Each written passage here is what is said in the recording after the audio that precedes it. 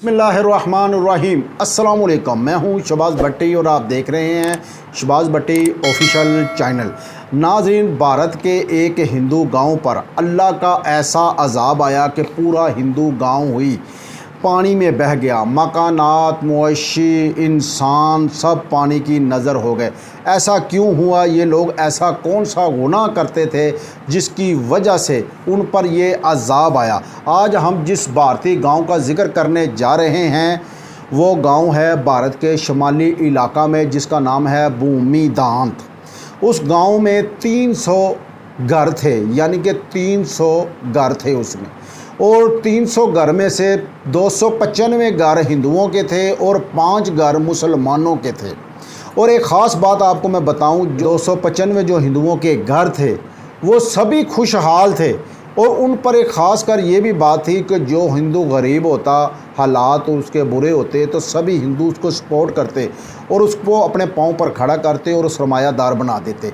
और जो 5 घर मुसलमानों के थे वो बड़ी ही मुखलिस की ज़िंदगी गुजार रहे थे।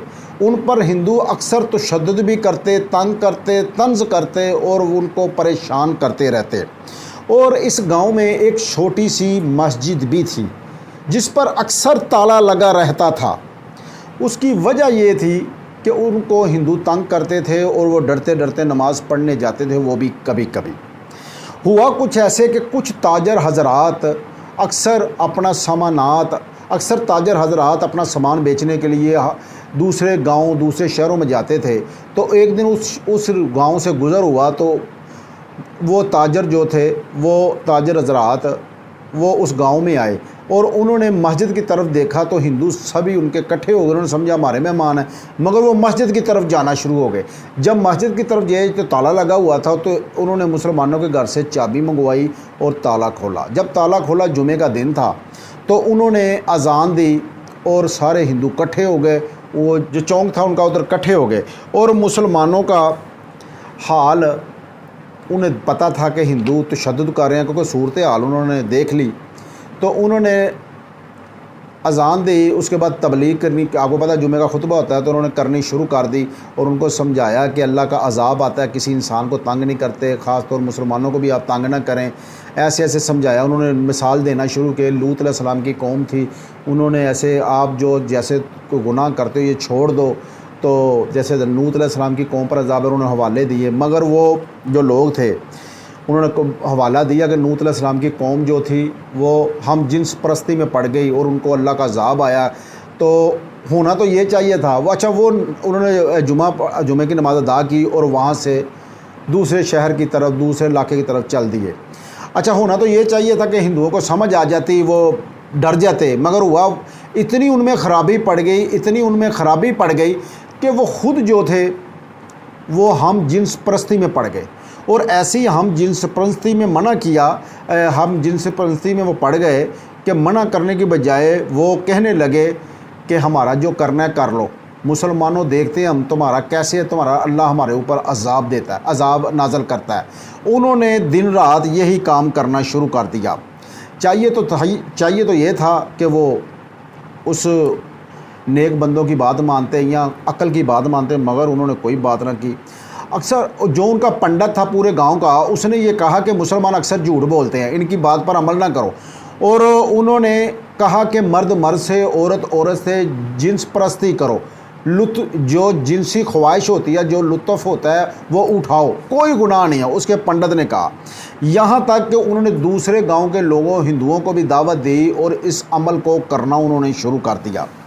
हिंदुओं के जो पंडित हैं गाँव को दावत देनी शुरू कर दी।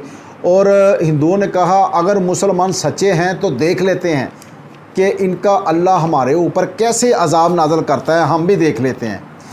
इसके बाद हुआ क्या, पूरा गांव हम जिन्स परस्ती पर अमल करने लगा और भूमिदांत नामी गांव में रहने वाले हिंदू मर्द मर्द से और औरत से ख्वाहिश पूरी करने लगे, जिनसी ख्वाहिश। और वो बेगमो खौफ ये काम में मुब्तला हो चुके थे। और जब मुसलमानों ने ये देखा तो उन्होंने हिंदुओं को समझाने की कोशिश की, मगर हिंदू कहाँ बाज आने लगे, वो तो पहले उन पर तशद्दुद करते थे।